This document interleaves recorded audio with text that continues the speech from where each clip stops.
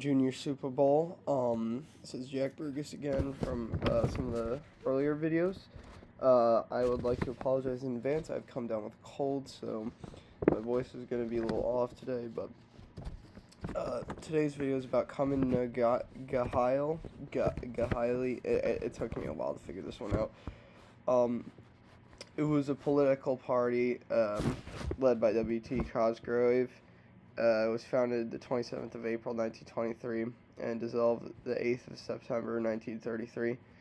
It split from the larger party Sinn Féin, and then later merged into nGaedheal.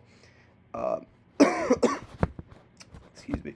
This merger happened with several other different political parties in the Irish Free State. General ideologies were Christian democracy, conservatism, Irish nationalism, pro-Anglo-Irish treaty, and anti-communist. And it leaned about center-right. Alright, so to begin, it was in English, Cumann nGaedheal. It means Society of the Gaels. It was a political party in the Irish Free State, as I said. Excuse me. It was the main government from 1923 to 1932, and it was named after a predecessor government organization named Cumann nGaedheal as well. It merged after merging with the Duggan and Gay clubs and the National Council. It formed Sinn Féin in 1905, the original Cumann nGaedheal. And then in 1923 it split. In 1933, however, it and a couple of other smaller groups formed the greater Fine Gael party. So it all started in 1922. The pro-treaty government of the Irish Free State lost support from Sinn Féin. They needed to create a political party supporting the government, but it was not exactly immediate. Cumann nGaedheal was the name of the original nationalistic umbrella organization to Sinn Féin. The original one formed in 1900. The second one, however, didn't come around until the 27th of April, 1923, when pro-treaty TDs recognized the need for a party organization to win elections. Initially, the party's ability to influence the government was limited. However, this would very quickly change. The party was originally very largely center-right in outlook.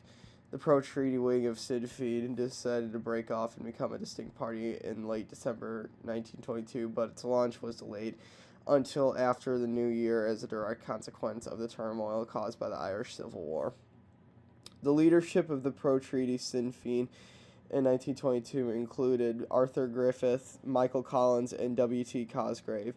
Cosgrave and Griffith had been prominent in Sinn Féin since the 1900s, while Collins quickly rose through the ranks after the 1916 Easter Rising. You're going to see Michael Collins pretty much everywhere. He was like the man during this time.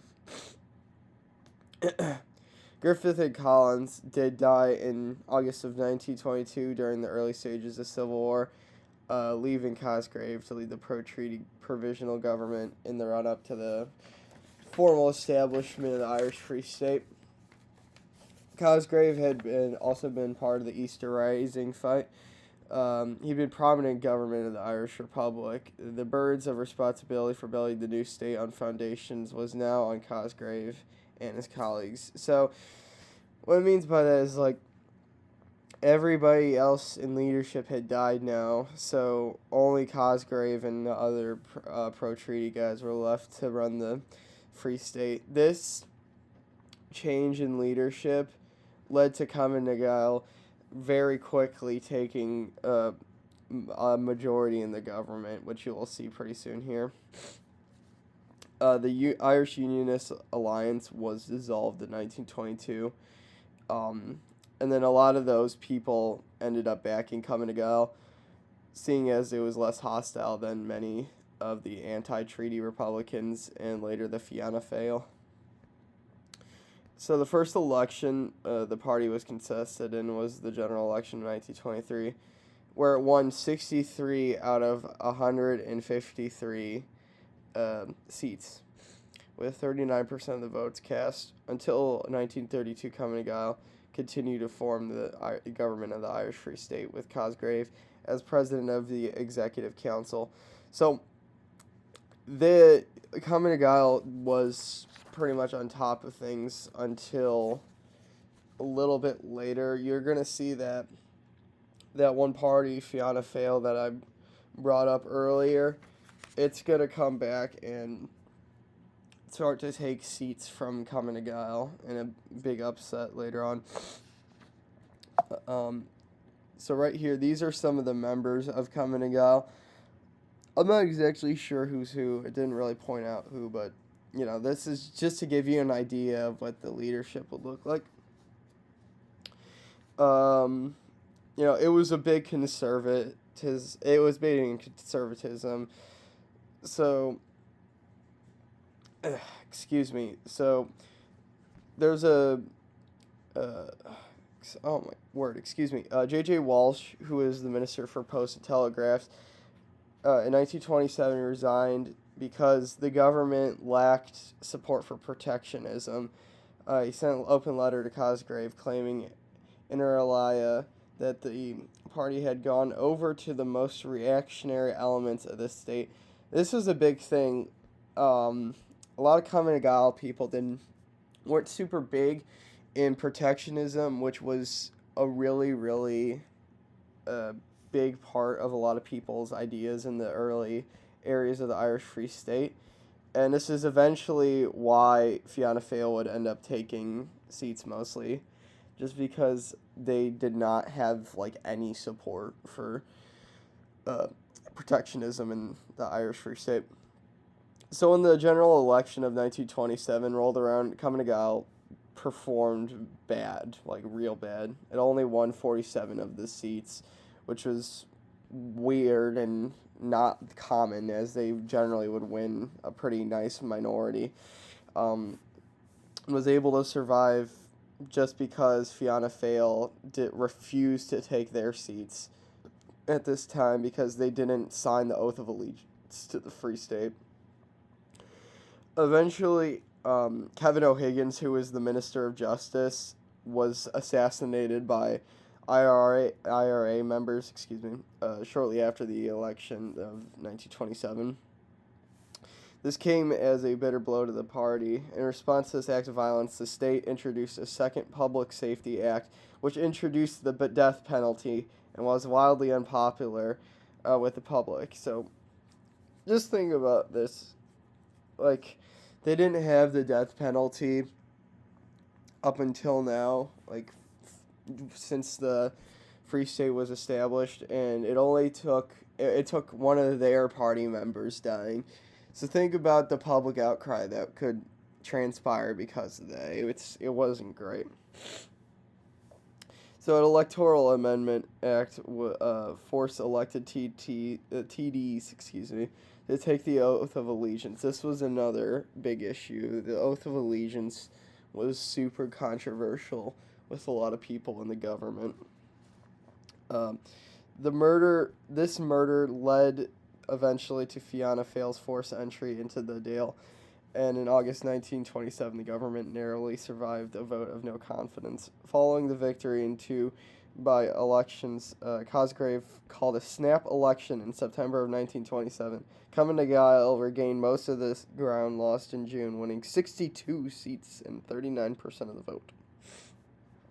Although most of these gains were from potential allies, so not really a big surprise one there.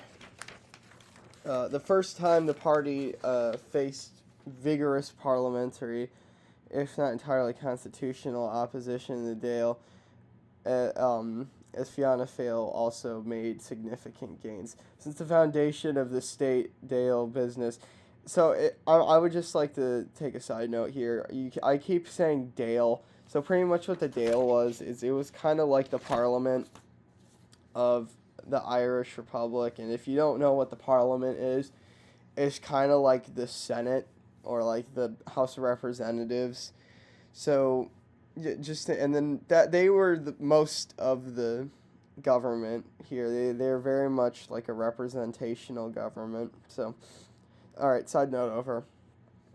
Uh, so yeah, no, things in the Dale had been pretty calm, and small labor parties function as the official opposition to the. Since there was no diehard Republicans left, the scene was now set for a volatile, excuse me, atmosphere in Parliament as the two sides who had fought each other in the Civil War now met face to face. Now think about this: two sides who were fighting the Civil War. You probably know by now how violent and brutal the Irish Civil War is. Now these people have to run against each other in the government.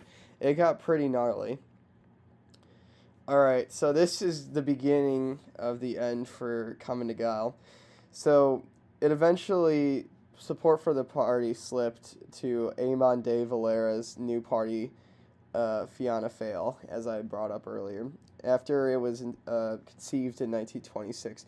Cosgrave's Cumann nGaedheal became slowly identified with protecting the treaty and defending the new state, while it seemed preoccupied with public safety. Economically, the party favored balanced budgets and free trade at a time when its opponents advocated protectionism.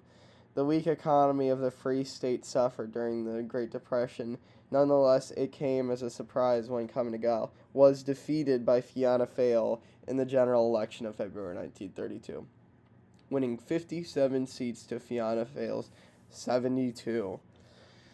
Having spent its entire existence prior to 1932 as the main person in government, Cumann nGaedheal wasn't at all prepared for a role in opposition. Its support base contracted further at the general election of 1933 when it won only 48 seats compared to Fianna Fáil's 77. Increasingly, the party found itself unable to counter de Valera's populism and was increasingly labeled as the party of the middle class. The party subsequently entered discussions with the National Center Party and the ultra-nationalist National Guard, the Blue Shirts, on the possibility of a merger. This came about in September of 1933 with the formation of Fine Gael from the three parties, though in reality Fine Gael was just a larger version of Cumann nGaedheal. It was in the excuse me, lead up to the merger that the editor of the Irish Times, R.M. Smiley,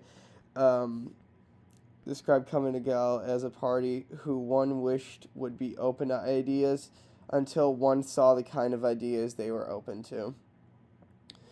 Alright, so that's main text bit. I'm just going to go over some election results real quick. So in 1923's election, it held the first position. It won 63 seats and was 39% of the government. June of 1927. Won 47 seats and was 27.4% of the government. 1927, September, it won 62 seats, 38.7% of the government. 1932, 57 out of 153, 35.3% second position.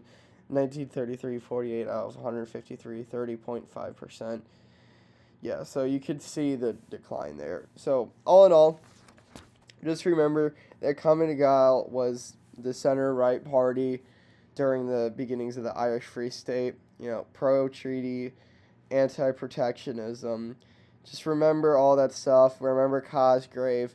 Just remember all the key points that were brought up, and you'll be all right. Okay, thank you for watching, and I hope you have a good day.